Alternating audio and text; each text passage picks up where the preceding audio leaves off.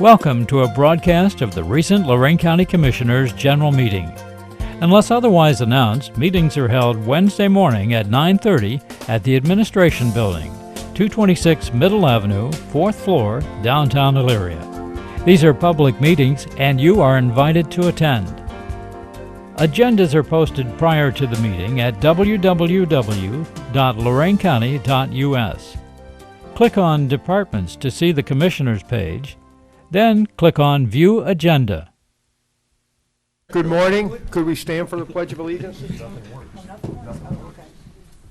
pledge allegiance to the flag of the United States of America and to the republic for which it stands, one nation, under God, indivisible, with liberty and justice for all. Good morning. Welcome to Lorain County Board of Commissioners meeting, March 7th, 2018. Mr. Lundy. Our inspirational word: a pretentious, showy life is an empty life. A plain and simple life is a full life. And I get the dog today. You get the done. What? 1 minute. They don't work. Yeah, that's retro too.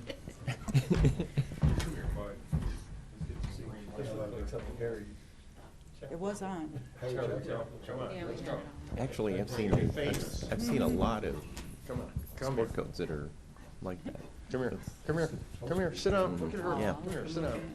Sit down. Sit down. You were really good. Sit down. Oh, did you? Come on. Good boy. Our featured dog this week is an American Pit Bull, maybe even a little bit of St. Bernard in him. He's 5 years old. He's available for adoption today. He's in cage 15. He's got a great personality. Everybody here really has enjoyed seeing him. How many dogs total, Tim? 26. And we have a total of 26 dogs. So stop in today and find a friend. He's really looking for a good home.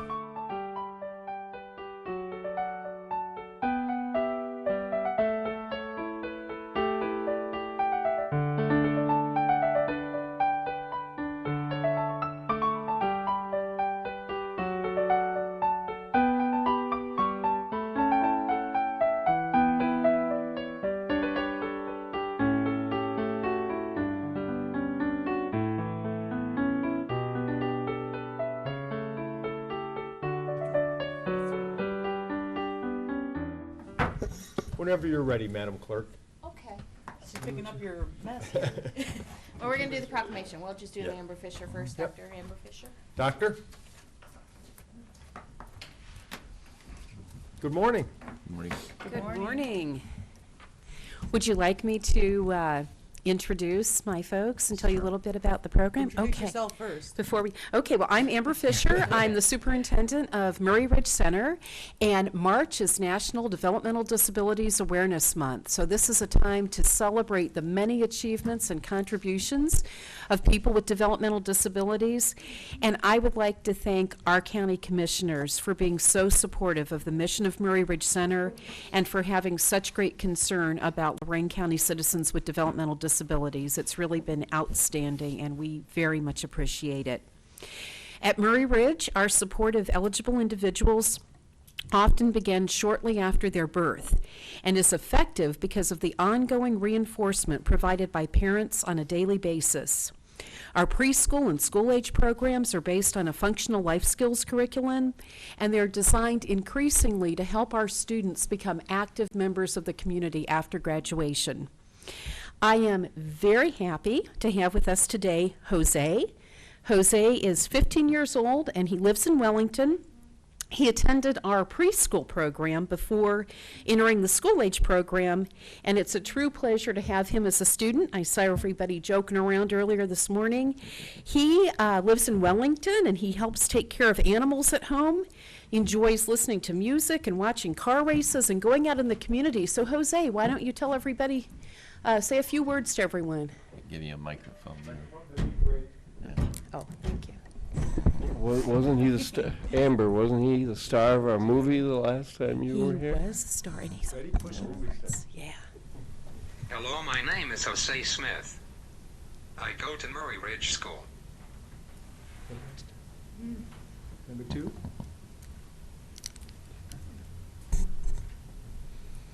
Try again. Other hand. Thank you for declaring March Developmental Disabilities Month. That's it. Right. Okay. Very good. Thanks, Jose. Nice job, Jose. Very good. Okay, thank you so much, Jose. That was a great job. At Murray Ridge, our adult programs are headquartered at 3 opportunity and vocational centers in Elyria, Lorain, and Oberlin, and hundreds of eligible adults are supported to work in many locations throughout the community. Today, I am thrilled to have my friend Alex Sean with me. He lives with his sister, and he attends our Lorain Opportunity and Vocational Center. And he's also worked very hard to master skills that enabled him to be successful on community-based work crews. Come on over, Alex Sean. And you've worked Oberlin College, the Lorain Port Authority, and the Route to Rest area. Is that correct? I've done West area already. Wonderful. So why don't you tell the folks a little bit about yourself? Hello, my name is John Marina Avon. I live in Lorain. I'm from Akron Junior Hospital. I had a work called Make Some Money like that. I have a girlfriend, but she works in a different area, and I work at shit in the bathroom. I work to the living skills, the lounge. I sweetie for. I back good scrub for months for. I take care of laundry. I take care of the grocery. I take care of everything on it. I make good money. I like to show Spotify. I like to talk on the phone. I like to work in the cafeteria, clean the floors, wipe the table. I take care of the garbage can. I make some money. I take care of the bus. I take 10 cents, and I take the touching back to in the back room. And I work hard.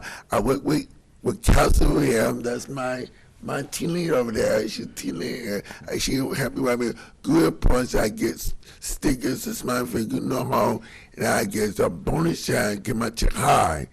And I walk over here, walking with my dear friend on there. That's my sweetheart there. That's my sweetie over there. And I'm a 22-year-old uncle, but I got like nieces and nephews.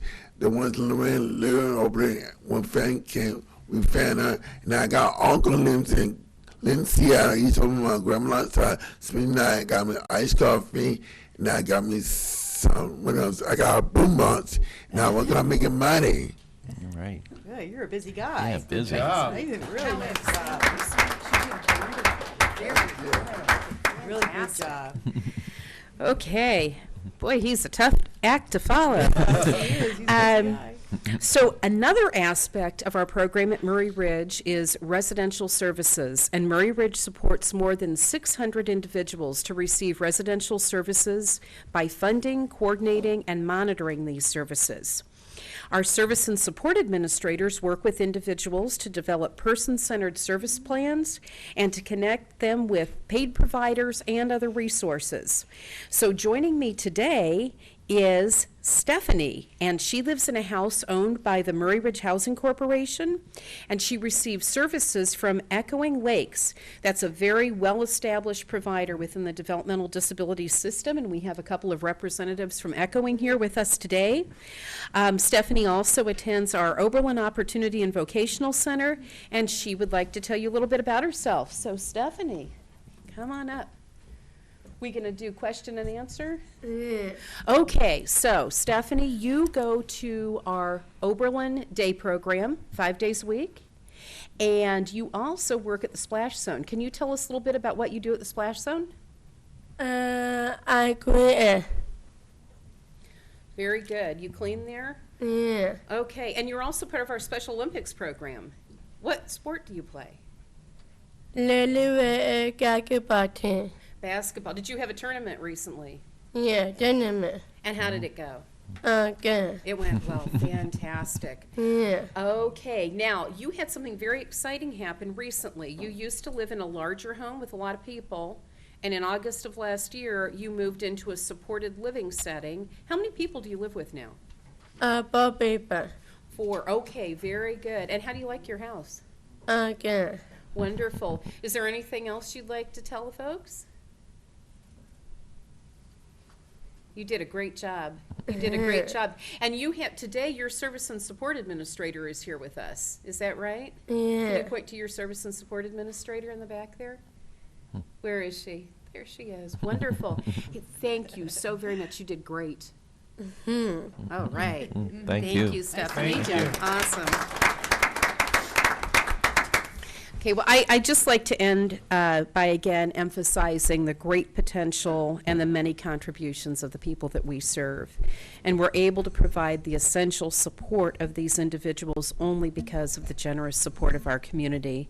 I'd like to thank you for having us here today. Thank you again for your support, and thank you for declaring March Developmental Disabilities Awareness Month.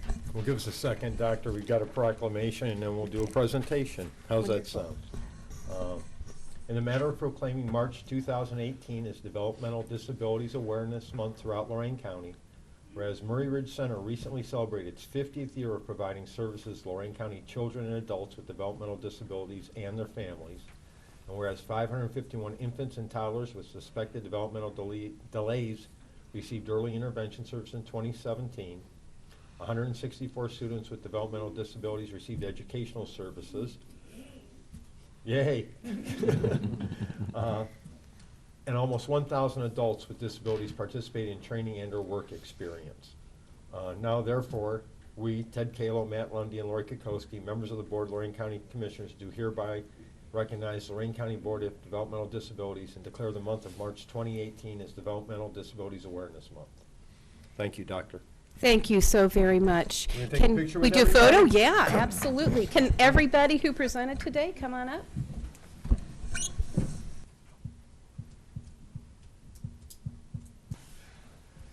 Madam Clerk? Under Resolutions Number 1, Investments, So moved. Second. Discussion. Mr. Kayla. Aye. Mr. Lundy. Aye. Ms. Kowski. Aye. Appropriations, So moved. Second. Discussion. Mr. Kayla. Aye. Mr. Lundy. Aye. Ms. Kowski. Aye. Transfers, So moved. Second. Discussion. Mr. Kayla. Aye. Mr. Lundy. Aye. Ms. Kowski. Aye. No advances, no repayments, requisitions, So moved. Second. Discussion. Mr. Kayla. Aye. Mr. Lundy. Aye. Ms. Kowski. Aye. Travel, So moved. Second. Discussion. Mr. Kayla. Aye. Mr. Lundy. Aye. Ms. Kowski. Aye. Bills, So moved. Second. Discussion. Mr. Kayla. Aye. Mr. Lundy. Aye. Ms. Kowski. Aye. Authorize various personnel actions as indicated on the summary sheet for employees within jurisdiction of Lorain County Commissioners. Mr. Cordez? Thank you, Commissioner. I do have a number of personnel issues, potential hires at workforce development, maintenance, possibly solid waste. We finished our updates on the collective bargaining agreement, so that's done, but I still have not completed the potential sale of real estate. I want to talk to you about that and one pending legal matter. All of those topics are allowable for executive session discussion, so I'd ask at the conclusion of our regular board meeting, we go into executive session to discuss those matters that I've identified. Thank you. Thank you. Approve and waive the reading of the minutes of February 20th and 28th. So moved. Second. Discussion. Mr. Kayla. Aye. Mr. Lundy. Aye. Ms. Kowski. Aye. Enter in a stop-loss contract with Minnesota Mutual of Ohio, Cleveland, effective retroactive January 1st, 2018 through December 31st, 2018. Contains a 30-day cancellation clause and authorize administrator to execute on behalf of Board of Prosecutors approval as to form. So moved. Second. Discussion. Mr. Cordez, you want to talk about the health care? Well, the only change from previous, Commissioner, and with regard to the stop-loss contract is the addition of prescription drug coverage. In the past, we really haven't included the cost of prescription drugs in the specific stop-loss, along with the aggregate stop-loss. But as prescription drugs are becoming more and more costly, it's not unusual now to see a regimen treatment that can go on for a while that may exceed $100,000 or $150,000 with targeted chemotherapy drugs and the advances that are made. God bless what's going on out there. People are getting a longer life and a better quality of life, but the drugs are extremely expensive. I think at this time it's prudent that we add that to our overall specific stop-loss coverage. The aggregate I'm not so worried about. It's very inexpensive insurance, and we get to aggregate. There's an epidemic going on, but as we've seen, the spec is of $500,000 is easy to get to, and a couple times a year we either get close or go over that with some claimants.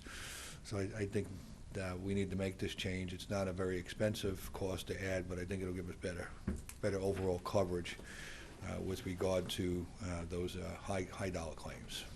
Wonderful, thank you. Mr. Kayla. Aye. Mr. Lundy. Aye. Ms. Kowski. Aye. Amendment Resolution 17706 adopted October 25, 2017, entering in contract with Anthem Blue Cross Blue Shield to provide vision. Amendment is to reflect effective January 1, 2018 through December 31, 2020, and authorize administrator to execute on behalf of the Board of Prosecutors. Approve as to form. So moved. Second. Discussion. Mr. Kayla. Aye. Mr. Lundy. Aye. Ms. Kowski. Aye. Amendment Resolution 17707 adopted October 25, 2017, entering into contract with Medical Mutual Services, LLC. Amendment is to reflect January 1st, 2018 through December 31st, 2020, and authorize administrator to execute on behalf of the Board of Prosecutors. Approve as to form. So moved. Second. Discussion. Jim, we want to talk about how we ended up back here again? 3-year Okay. contract after we got out for bid and everything. Well, we're also in litigation, Mm-hmm. again, with MMO. Well, I should say again, we were able to resolve in Right. mediation a couple years ago, and we were fairly successful at that, gaining back several hundreds of thousands of dollars in claims that I didn't think were appropriately charged correctly. I was glad that ended up before going to actual court and having a trial that we could mediate that to a settlement. The one we're in with them right now, which is where one of the lead plaintiffs has to do with the way they were applying fees for incentive payments to physicians at various contracted facilities and medical practices retro. Us, along with quite a few other, specifically public jurisdictions right now, but we're looking for class action status, and we get that, we expect a lot more to come on board, deemed that inappropriate. And so we're in a bit of a dust-up. As you know, it's been going on for a year, and we really haven't gotten too far with it, but this could take a few more years. However, given that, MMO still has the best discounts in Northeast Ohio. They're still a strong company. We disagree on certain practices, but that doesn't mean we shouldn't be doing business together. I do not want to forsake the cost of health care, which is very expensive right now for everybody, and for us too, because you understand we've been arguing with folks and the unions and so forth, trying to control costs in the plan to go with a different provider because we're in that litigation. So we need to silo that out, understand that this is a disagreement between multiple parties and how they applied fees to claims, but also that they do a really, really great job. I know it's hard to wrap your head around that. No, not at all. I think we need to be with them. I'm happy with the way they generally do the bulk of what we has to be done.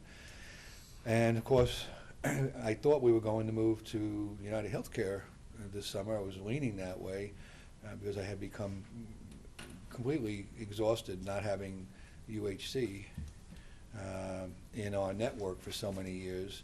And of course, excuse me, the University Health System, sorry. Right. In our network for so many years. They had promised to fix that a few years back, and they never did. They redid another exclusive contract, but last summer that all came apart, and now we have access to both world-class healthcare systems. I always felt that only having access to Cleveland Clinic, and don't get me wrong, they're a fantastic operation, but I didn't think it was in our best interest. I didn't think it was competitive enough, and it also left out a lot of facilities that do a great job for our users in the healthcare. And so, as you know, we've had multiple discussions, and we were leaning towards making a change. But when that change happened, the proposal we had from MMO was still the best proposal. Tipped it that way. It did tip it that way. And of course, one of my biggest distress was when EMH became a University Health System hospital. Now, while our folks could still go there, it was costing us more money because they didn't have a favored discount status, and I felt that eventually that was going to continue to erode. And how can we be sitting in the city seat and not have access to a facility here? And they could not guarantee me continued access to that facility. So that's another thing that was pushing us last summer. But I'm pretty pleased with this, and I think that they'll do a good job for us, and if they don't, we'll just look for somebody else. Well, it's nice to talk about it. I mean, most people don't realize we're on a $30 million plus healthcare system. million. Right. So it's We do it on a shoestring. right. I think I've been running this plan now for 24 years. So Fine job, Mr. Cordez. It's important. It's an important benefit for folks anywhere, private sector, public sector, and the changes that have been going on out in the environment. You never know now Right. what's going to happen. And of course, we'll be looking at some structural changes in the plan, some tweaks next year to try to enhance our cost-saving ability so we can continue to provide a good benefit to folks. Everybody thinks we just want to chop, but we want to make sure we're getting the most value for every dollar we spend. And one of the things I'll be bringing to you probably in the next 4 or 5 weeks is a proposal on how we utilize high-cost drugs, those drugs that are extremely costly. I think there's a way to manage those better. It may be slightly inconvenient to the users, but I'm looking at a few $100,000 worth of savings if we go into a delivery approach with those drugs that is a little bit more restrictive, but we can get better discounts. And I don't want to overly inconvenience people, but I don't want to leave any money on the table either. Right. That's really, and of course, I know we're going to do one more, but all of these are renewals. We've had good experience with these folks, and we did do the RPs. We did take quotes from people. We did meet with other companies. It's generally hard to unseat an incumbent. If there's not a lot of dollar changes, you don't want to go through the massive amount of change that it requires to move a group. We have 2,000 contracts. We have over 5,000 users on this plan. So moving all those people and redoing people that are on long-term drugs that are in mail order, and that's a lot of cost. So the savings has to be decent, not just a few thousand, but several 100,000 for us to make a real push to redo the whole thing with all new providers. And nobody's been able to get there. And the drug contract this time provided additional discounts that we weren't getting before because they were able to get new contracts with some of the bigger pharmaceuticals. So we're going to actually see at least I won't say a decrease in our drug cost this year, but I believe it'll be a par from this contract. So I'm very satisfied with that. Thank you. Mr. Kayla. Aye. Mr. Lundy. Aye. Ms. Kowski. Aye. Amendment Resolution 17709 adopted on October 25, 2017, entering contract with Delta Dental Plan of Ohio and includes a business associate agreement amendments to reflect January 1, 2018 through December 31, 2020, not January 1, 2021, and authorize administrator to execute on behalf of the Board of Prosecutors for a list of form. So moved. Second. Discussion. Mr. Kayla. Aye. Mr. Lundy. Aye. Ms. Kowski. Aye. Authorize administrator to negotiate and enter into contract on behalf of the Commissioners for construction management services needed for the platforms and pedestrian bridge project. So moved. Second. Mr. Cordez. Well, sure, well, you know, it's, Let's not go over the last 16 or 17 years you've been working on this. no, I'm not going to go, well, Okay. I've been forced to work on it. You know, some things we do because we enjoy it, some things we do because we're Told to. directed to. We're closing in on our targets, milestones with the FTA. We're walking a tightrope, trying to get stuff done, as you know. 30-second reshape here is the FTA and us were in conversations in November and October, and then in December they drew the line in the sand. They were withdrawing all of our funding, and I worked with them all right before the holiday season on a set of agreeable goals that were very tight, almost overreaching in our ability to get there, not to lose that funding. But they made it crystal clear we miss any one of those, there goes all of our money, and we're talking about close to $10 million and cobbled together funds. It's not all FTA money, but some money cascades off of that. So we're close. I'm meeting with 2 construction management firms this week with Ms. Davis. We've narrowed it down to 2. I believe there's a lead candidate, but I want to look at 2 of them just to make sure, and we're going to be looking at the cost data this week. But by the end of the week, I have to notify FTA that we've awarded the contract. I had hoped to have the meetings yesterday, but with Friday, with all the power and everything being out, we didn't have access to the computers and so forth. So I put his call in them on Monday. There was no way I was going to get them here on Tuesday. So that's hence the open-endedness. I've shown you folks the proposals that we're screening. I've heard fairly satisfied remarks on those 2, and we'll make a final decision after that. And of course, I'll talk to you before we notify the final awardee. And next week, I believe it's next week or the week after. I would prefer next week, but we still, just a small amount of time, I want to award the contracts under the first round of bids. I'm scrambling to get money here so that we can award those bids. We have to have a certificate of availability of funds. I might as well segue right into it. I was on the phone with Moody's and Fitch, excuse me, we don't use Fitch anymore, Standard & Poor's. And I'm pleased to tell you that we've maintained our bond rating, and it got a little bit, it didn't change, it didn't go up, but they're a little bit more pleased with where we're at right now. We've met the milestones with them that we proposed last summer. Commissioner Kalo, I think was it summer or September? September, I think we were meeting with them. So both Standard & Poor's on our sales tax issuance bonds and Moody's on our GEO bonds have maintained the rating and gave us a positive look forward. So the money should be getting here soon, but if it's not, at least for the train station piece, we'll probably need to develop a way of using general fund monies to at least get the certificate of availability, and then when the money comes in, we just go back on that. I just don't want to see a cash flow crunch in the general fund. We have some options, but we may have to juggle a little bit, and then award that contract, and then we've met everything we're supposed to, at least the first part by the end of March.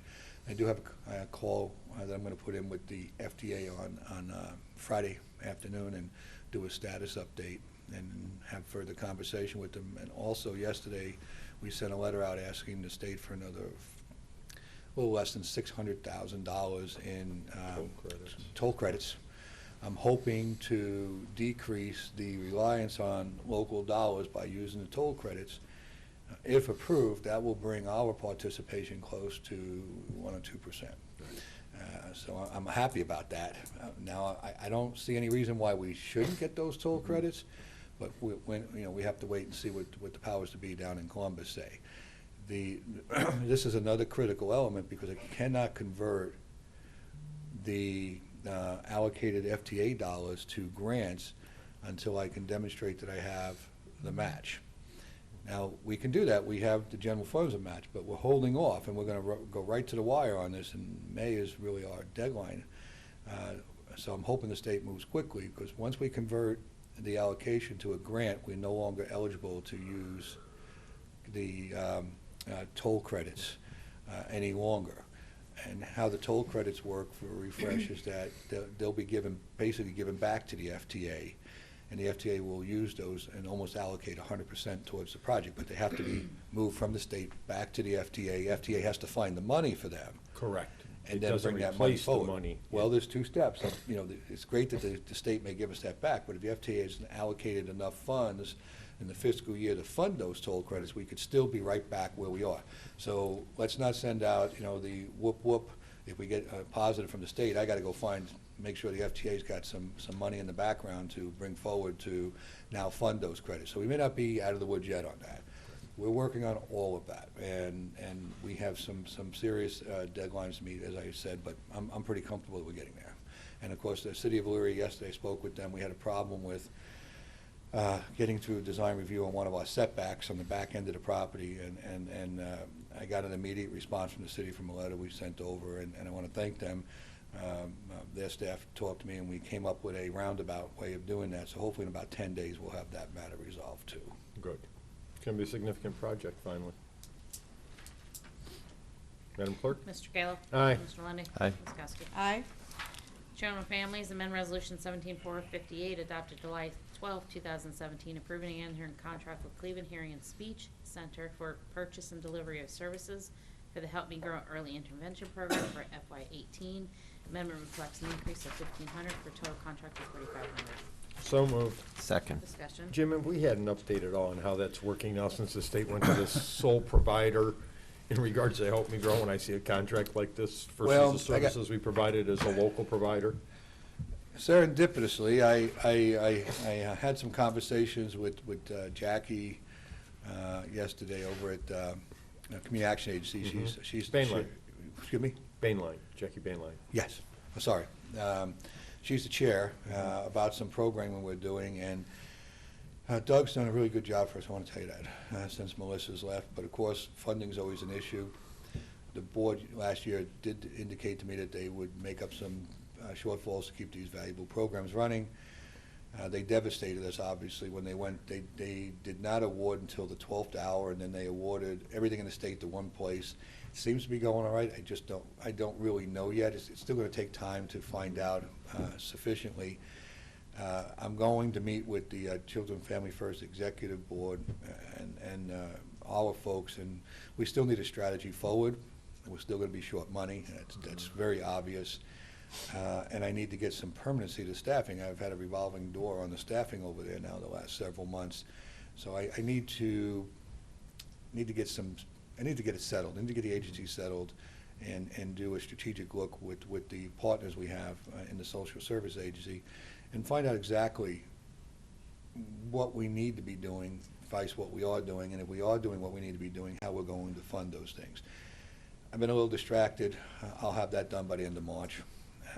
It's an important program, and I need to turn my attention to it. So my answer is I'm not sure, but I will be by the end of the month, and I will have a plan forward for the Children Family First. Not exactly for the council, because they're a council, but us as the administrative agent, what we desire, we think we can do, and what they want to do. That's the best I can do right now. Thank you. Mr. Kayla. Aye. Mr. Lundy. Aye. Ms. Kowski. Aye.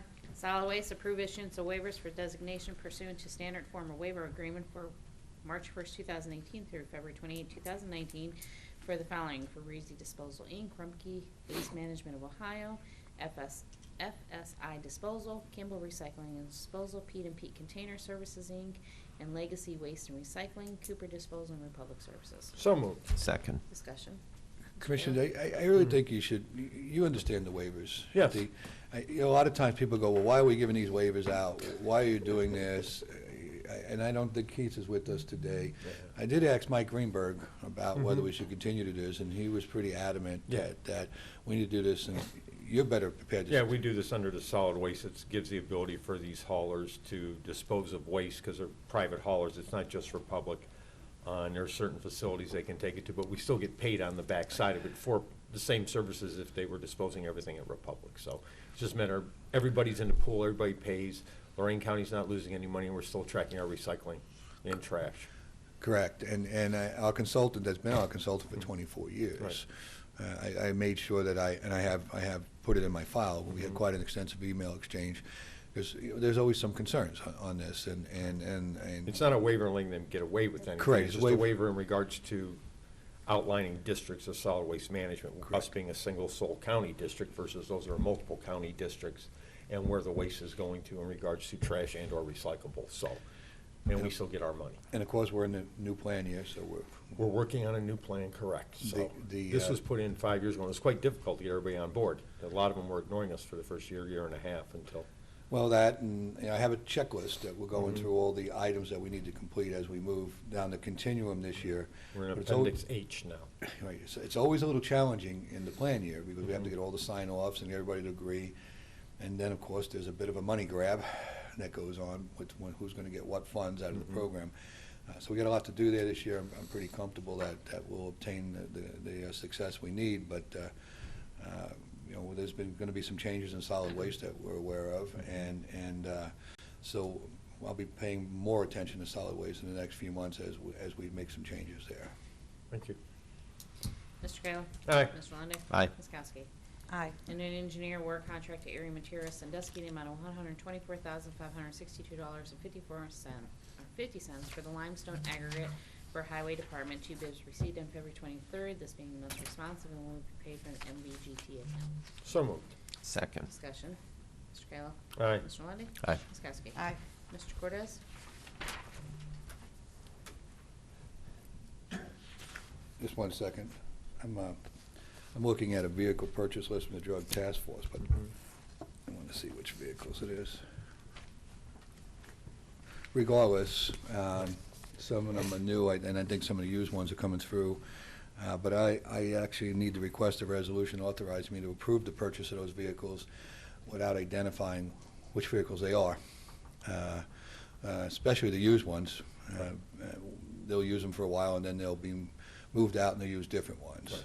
So if we could get a generalized resolution, we've discussed purchase of vehicles for the sheriff and the Drug Task Force, And I'd like to get those approved and get them moving as we jumpstart and accelerate our initiatives out of the new drug task force, a coalition with the state and the federal government and us. So if you could do that, I would appreciate it. I will move. I will second that motion. Discussion. Mr. Kayla. Aye. Mr. Lundy. Aye. Ms. Kowski. Aye. That's all I have this morning. Thank you. Did she call? No. Not Mr. yet. Ennis. She was reading. I'm reading. Jerry? Mr. Ennis. I have another bevy. Another bevy. Of pending and imminent legal issue, that I need to discuss with you in executive session. Thank you. Would that be an abundance? Yes. Commissioners report. Well, the Harvest for Hunger campaign is rolling, and we have a ton of bins out there all through both the administration building and also at the county garage, the dog kennel, and also at the Justice Center. So bring your non-perishable food items and put them in the bins for us. I will be a celebrity bagger at Giant Eagle in Amherst from 3 to 4 next Tuesday, the 20th. So if you donate, I think $5 or $10 towards Harvest for Hunger, I will bag your groceries. So should be fun. We'll have a good time doing that. And as I'm speaking about feeding people, I had a meeting and a tour over at the Boys and Girls Club in Lorain on Pearl. And they have 19 locations across 5 cities. They serve 937 kids a day. They have 2,679 members and 17,164 monthly meals served. So they are doing a fantastic job. They're also feeding the high-rise, the seniors across the street at the high-rise. So they are doing just a fabulous job. They have 136 programming staff and 12 administrative staff. So they are employing a lot of people. A lot of those are part-time jobs, but between drivers and everything, they just do such a wonderful job. I'm really proud of what's going on there. Then yesterday we got a email from Dan Ramos, and we're one step closer to getting our funding from Recovery One, for Recovery One, and also our police and fire memorial. It passed the State House, and now it has to go to the Senate, correct, Mr. Lundy? We thought we had it a done deal yesterday, and since he knows exactly how everything works down there, he burst our bubble and said we're not there yet, but we're very close. So let's hope and pray that we get that funding for those capital improvements. They're very necessary. End of my report. Wonderful. Don't have much of a report, but I was in Washington, D.C. for the weekend, and I had the opportunity. I'd never done Arlington before with all the trips we've been there. Yeah, but it's amazing, isn't it? You see the changing in the guard? That's why I went to see the changing of the guard at the Unknown Soldiers. Unbelievable. If you ever will weaken your patriotism, going through Arlington. That takes care of it. It does. Unbelievable. And the entire museum or how it was done, I mean, it was just really an unbelievable experience. Again, D.C.'s always D.C. I thought all you did was sit at Abbott's Grill and eat oysters. No, just one day. I only got to Abbott's one day. That's my favorite restaurant down there. So, and I've taken a lot of people there, actually. Yeah, I took you there first time. Did you take me to Old Abbott's the first time? The first time we went to Washington. You'd never been to Old Abbott's for the Okay. seafood tower. I don't do the You're tower right, not the anymore. tower, yeah, okay. But yeah, Abbott's is amazing place. And then congratulations to Corey Shawver, works for our Lorain County Port Authority. I saw that. And running for state rep, he got engaged in front of the White House. And I thought you were counseling the man, but I you tried. married your wife twice, so. No, misery loves company, might as well join us. Yeah, that was the end of my report. And Restaurant Week goes through the 12th. I haven't made anything yet. I actually got to say I cheated last night. I did Cleveland's last night. I went to the Stevie Winwood concert, so we had the tickets for it. So we ate at Kalo and Hubbard. They had a wonderful pre-fee for $33. Ours is only $30. I So. thought we were supposed to follow the Cleveland. You know, this is the Cleveland Independence. Right. There's 2 of them. Oh, okay. They've usually not done it back to back before. It caught us a little unaware. Okay. Reason being is because of Easter timing. That's why they did it back to back. I actually spoke to the gentleman who was at the restaurant manager, whatever it might be, last night. Can I just interpose on your Western Go ahead. League? I've been out to 2 of our restaurants. Both I had not gone to before. Believe it or not, as much as I could eat, I hadn't been there. I went to the new Veranda over in Avon. It was just amazing what they provided for Restaurant Week. I'm sure the food's amazing all the time, but Restaurant Week offerings were simply top shelf. Great place, great service, good food. And then I went to Sapporo's up in Avon Lake. I had not been up to Sapporo's. It's a little far from usually my normal eating grounds, but they did a fabulous job up there, and it's a nice Italian restaurant. It's small, but they do a great job. And we have other people out that have been doing the restaurant week. Hopefully you'll be able to make it out. It's important to support our locals and make the trip here. I will say again, the Cleveland Independents went early. We were a little surprised by that, so we're not really in a competition, but it's a little hard to draw traffic from the other side when they're doing that. I think we need to look at the timing a little bit more fully next time we do this, but I did talk at both restaurants, and they're seeing quite a bit of restaurant week activity. The menus were out. The pieces that needed to be on the table were there. The servers and the staff were versed. They were trained on what was going on. Good. So it's good for us. I'm going to try to do at least one more before the week is out. But for a $30 3-course meal with selections, it's really a nice buy to get you in there and familiar with what's available in Lorain County, because we still suffer for that. Nancy, about Steve Winwood last night. Yeah. I was at a top rate. Oh, you did the one at the Top college, rate, yeah, the Millionaire. $1 Million Quartet last night at the college. People don't realize that these shows that come through and end up out at Stocker, they're on their way from New York to Chicago, or they're in between. We're able to get them here, and these are top-rate shows. They're looking for something in between their big gigs, and Janet Barlow does a great job over there at getting them to the college. You would have paid 3 or 4 times the price for a ticket in a major venue for this show last night. And of course they were doing a dinner, and it was a package, and I would say the dinner was first class last night. Sage and Seed. There's more. It wasn't Sage and Siege. They they were using another room at Spitzer. Okay. And they were using some of the culinary students, but mostly their kitchen there, because there's 2 different kitchens there at the facility. And the place was packed, completely packed, and it was a great night. There was lots going on here in Lorain County that people don't know about, and we're working real hard through the Visitors Bureau to make them know what's going on here. I would have went and saw that show in Chicago or New York or Atlanta or any other place, and it was that good. So while I stayed home and spent my dollars here, you flitted in Cleveland. I cheated. I said I cheated. Into my report. I think Steve Winwood's well worth seeing. He is well worth seeing. Just wanted to let everybody know, I think we talked about it last week when we were trying to expedite the agenda so that we could meet up with our out-of-town visitors coming in from many parts of the state, members of Keep America Beautiful and Keep Ohio Beautiful, and just having a chance to speak with them, update them on the things we were doing here in Lorain County, the things we've been doing with the Transportation Center and what the future held for the Transportation Center, and a lot of positive feedback from that group. And, on that project, as I've said before, I've received a lot of positive feedback. I know Mayor Brenda's very appreciative, mentioning it several times in her State of the City address last week. And so it's an exciting project, and it's one that we're looking forward to completion. We'll have some heartburn along the way, I'm sure, but looking forward to the completion. Had a chance to catch up with Main Street Elyria. They're talking about how they can work better and more closely with the city of Elyria. And I've got to tell you, members of that group are just so excited about the renovation of the courthouse. They can't say enough good things, and how pleased they are that that this board and the county is moving forward to put a nice shine on the grand courthouse there, and they're very, very happy about it.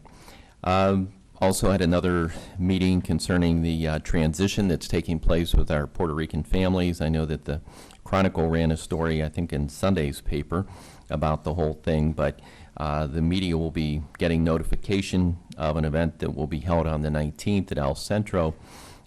It's going to be kind of a state of affairs, how things are going in the county, and we're tying it in with what will be the 6-month anniversary of the hurricane hitting Puerto Rico.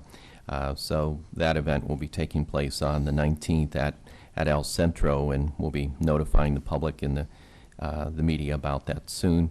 And last night was over in Avon at the Emerald Conference Center for a meeting that Nexus, the pipeline company, was having with many of the trustees and the first responders, trying to walk through what the process will be like. The timeline to me seems quite amazing. I think they're hoping to be done by the third quarter of this year.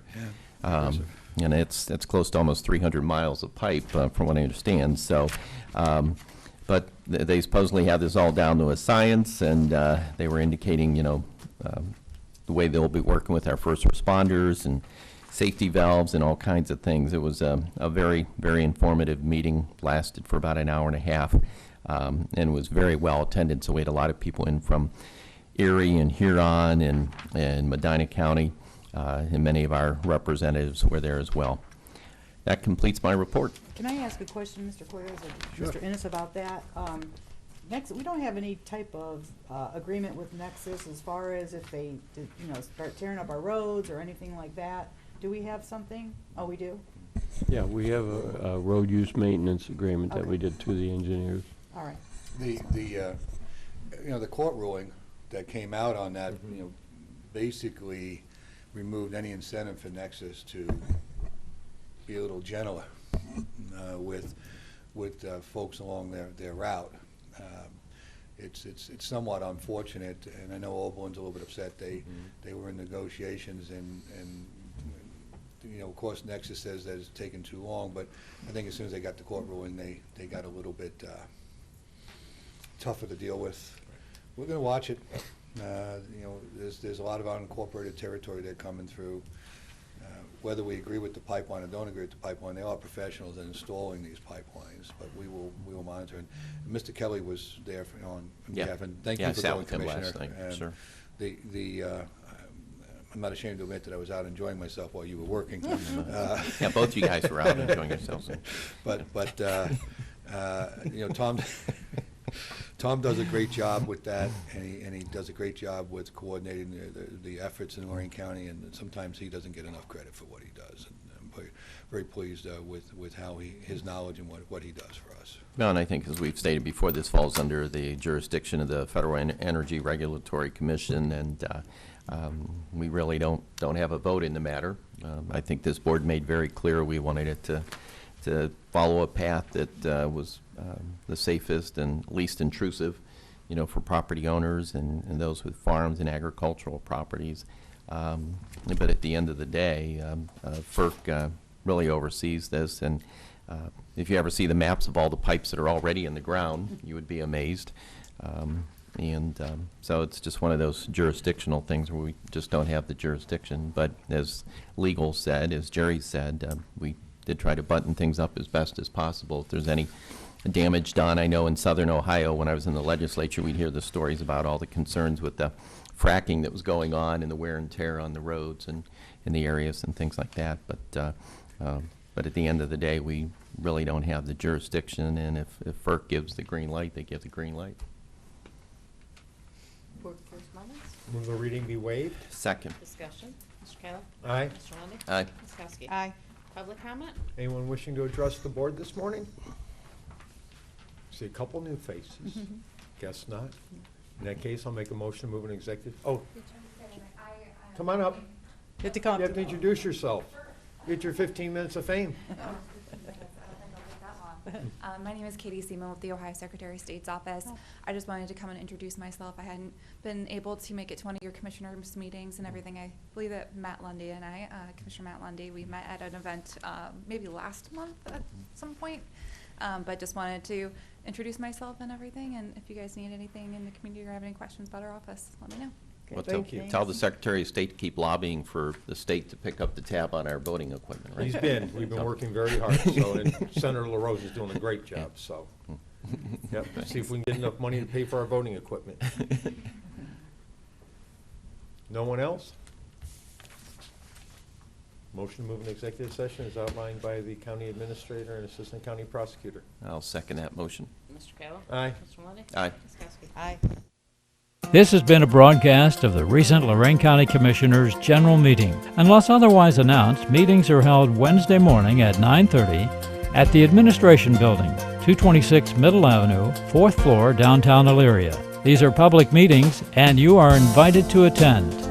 Agendas are posted prior to the meeting at www.loraincounty.us. Click on Departments to see the Commissioners page, then click on View Agenda for a printable copy of the agenda.